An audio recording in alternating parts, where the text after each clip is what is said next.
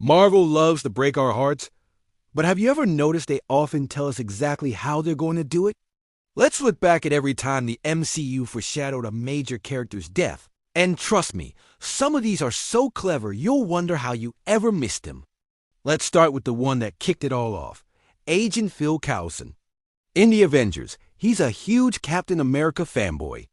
He even has his vintage trading cards. He tells Cap, "It's an honor to meet you, officially." And what's the last thing he says to Captain America before he dies? He tells him he was right, that the team needed a push. And what does Fury use to give them that push? Coulson's bloody Captain America trading cards.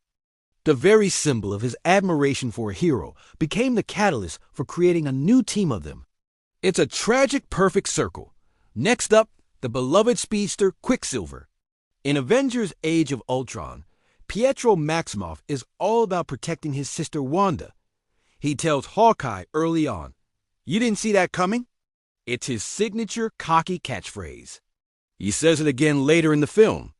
But what happens at the end? When Hawkeye is saving a child, a Quinjet strafes their position. Pietro, in a split second, shields them with his body, taking the bullets. As he falls, he looks at Hawkeye and says nothing, but you know what he's thinking. The one thing he couldn't see coming was his own sacrifice. The ultimate irony for the fastest man alive. And how could we forget Yondu Adonta?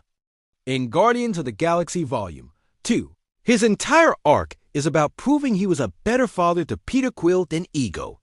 Early in the film, Kraglin warns him that using the prototype fin to control his Yaka arrow is dangerous, that it could pierce his heart. Yondu just brushes it off. Later, when they're escaping Ego's planet, there's only one functional spacesuit. Without hesitation, Yondu gives it to Peter. As they float in space, he looks at Peter and says, "He may have been your father, boy, but he wasn't your daddy." His final act is pure, selfless love, and as he freezes, the arrow fin is pointed right at his chest, a visual echo of that earlier warning. His heart, both literally and figuratively, was always on the line for his boy. Now for the big one, the snap that changed everything. Tony Stark. The foreshadowing for his death is woven throughout the entire Infinity Saga. In the very first Avengers movie, Captain America challenges him. "You're not the guy to make the sacrifice play, to lay down on a wire and let the other guy crawl over you." Tony's response? "I think I would just cut the wire." But at the end of that same movie, what does he do? He flies a nuclear missile through a wormhole, fully expecting to die. He makes the sacrifice play. This theme continues. In Age of Ultron, he has a vision of all the Avengers dead at his feet, with Cap telling him, "You could have saved us." This vision haunts him, driving him to create Ultron and later to sign the Sokovia Accords. He's obsessed with preventing that future. Then in Infinity War, Doctor Strange tells him it was the only way, after giving up the Time Stone to save Tony's life. And what are Tony's final words to Pepper in Endgame? "I'm sorry." He knows what he has to do. He looks at Doctor Strange, who simply holds up one finger. One chance out of 14 million. Tony realizes that the only way to win, the only way to save everyone, is to make the ultimate sacrifice play. He grabs the Infinity Stones, says his iconic line, "I am Iron Man," and snaps his fingers. He proved Captain America wrong all those years ago. He was, in the end, the guy to lay down on the wire. Let's talk about Vision. His creation in Age of Ultron is tied directly to the Mind Stone. Thor literally says the stone is a part of him. So, from his very first breath, his life is dependent on an object that the most powerful villain in the universe is actively hunting.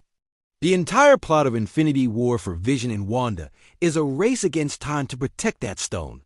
Wanda says to him, "I just feel you," signifying how deeply connected they are, but also how his very essence, the stone, is a constant presence. When she has to destroy the stone to save the universe, she's destroying the man she loves. And then, in the cruelest twist, Thanos reverses time and rips the stone from his head anyway, killing him a second time. His death was inevitable from the moment he was created. And what about Natasha Romanoff, the Black Widow? Her journey is all about atoning for the red in her ledger. She is constantly trying to wipe out the sins of her past. In the first Avengers film, she tells Loki, "I've got red in my ledger. I'd like to wipe it out." This theme of debt and redemption follows her all the way to Vormir in Endgame. She and Hawkeye, her oldest friend and the person who helped her defect, face a terrible choice. One of them must sacrifice themselves for the Soul Stone. They fight over who gets to do it, each believing they are more deserving of death. But for Natasha, it's the ultimate act of redemption. By sacrificing herself, she not only saves her best friend, but also helps save half the universe. She finally clears her ledger, not with more violence, but with an act of pure love for her found family. It is a tragic but fitting end for a character who spent her whole life trying to be good. These aren't just random events. They're the result of incredible long-form storytelling. The MCU writers plant these seeds years in advance, making the eventual payoffs that much more emotional and satisfying. It proves that every line of dialogue, every small moment can matter in the grand scheme of things. It's what makes rewatching these movies so rewarding. You start to see the beautiful, intricate web they've been spinning all along. What other moments of foreshadowing did you catch? Let me know in the comments below. Thanks for watching, and don't forget to like and subscribe for more deep dives into your favorite movies.